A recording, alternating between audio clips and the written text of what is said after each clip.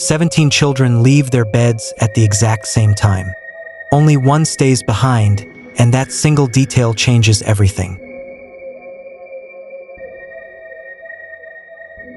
This isn't just a horror movie about missing kids.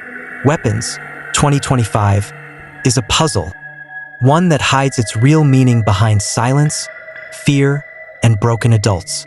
By the end of this video, you'll understand what really happened that night, why only one child stayed, and what the film is secretly saying about control, guilt, and collective trauma. The movie opens in complete normality. A quiet American town, suburban houses, kids asleep, parents unaware. At 2:17 a.m., something impossible happens. Across the neighborhood, 17 children wake up, leave their homes, and walk into the darkness. Calmly, silently, almost mechanically. No screaming, no resistance, no forced entry. Security cameras later show them moving together, as if responding to the same invisible command. By morning, the town is shattered. One classroom, 18 students, only one desk occupied. And this is where Weapons tells us something important. This story isn't about where the kids went. It's about why one didn't. The film doesn't follow detectives or heroes. Instead, it follows the people left behind, the emotional wreckage. Justine Gandy, the children's teacher, becomes the center of suspicion. She was the last adult to see them together. Calm. Too calm. Archer Graff, a grieving father, refuses to accept coincidence. His child was one of the 17, and he's convinced this wasn't random. The town, treated almost like a character itself, fractures under paranoia. Parents turn on teachers. Neighbors spy on neighbors. Truth becomes flexible. And then there's Alex, the only child who stayed. Silent, observant, watching everything.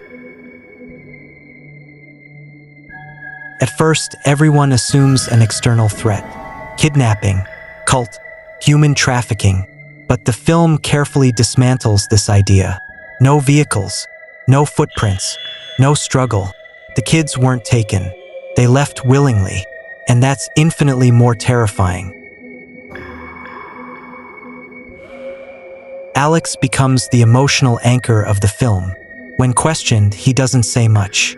But what he doesn't say matters more than what he does. He admits the others talked about something called the signal. Not a sound, not a voice, a feeling. Something they all felt except him. This is the film's first major crack in reality. Because how do children, from different homes, receive the same signal at the same moment? The pattern beneath the horror.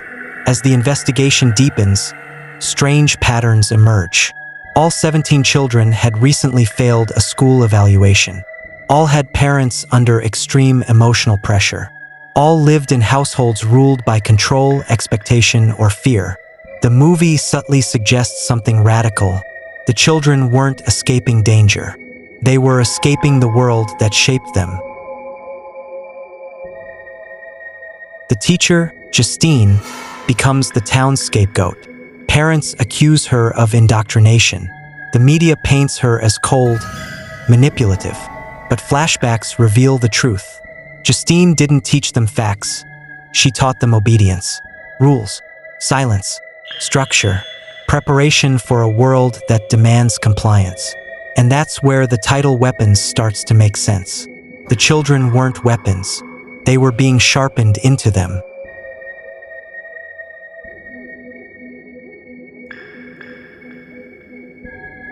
Here's the real question the movie asks. What if the most dangerous force isn't violence, but expectation? The adults believe they're protecting children.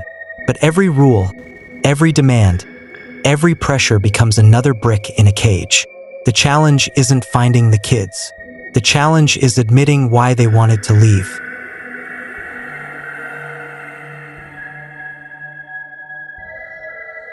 Midway through the film, the story shifts. Alex describes the signal more clearly. It wasn't external. Came from shared despair. A collective realization that their future was already written. School, obedience, failure, disappointment. The signal wasn't a command. It was permission. This is the emotional heart of the movie. Alex didn't stay because he was stronger. He stayed because he was invisible. No expectations, no pressure, no one shaping him into something else. The others felt trapped. Alex felt ignored. And in Weapons, neglect becomes a form of freedom. The towns collapse. As this truth spreads, the town doesn't heal. It implodes. Parents realize they weren't listening.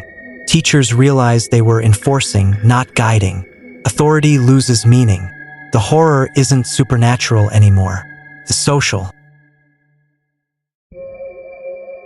The climax arrives quietly. No jump scare, no monster reveal, just a recording.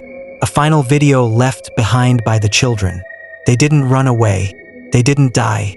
They opted out. Not to another place, but from a system that already decided who they'd be.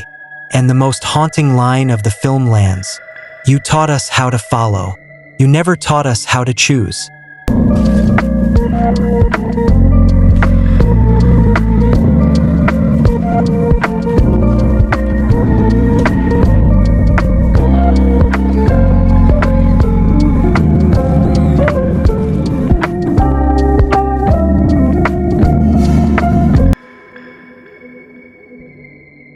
Weapons 2025 isn't a movie about missing kids. It's about adults losing control and realizing control was the problem. The children weren't stolen. They weren't brainwashed. They were products and they refused delivery. The real weapon wasn't a signal, a cult, or a teacher. It was a society that values obedience over humanity. And Alex, he's left behind not as a survivor, but as a warning.